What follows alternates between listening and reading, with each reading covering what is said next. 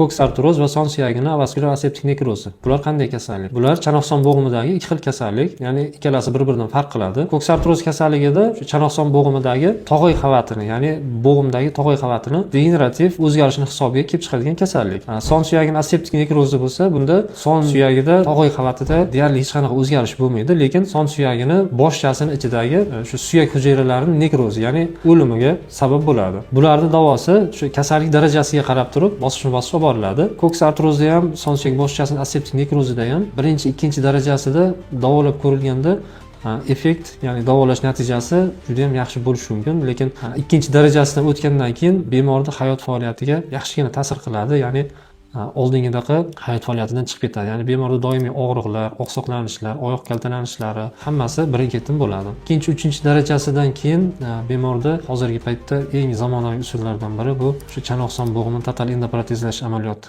bo'lyapti. Bunda operatsiyadan keyin, amaliyotdan keyin bemor bir kun yoki 2 kundan keyin bemalol turib harakatlanishi mumkin.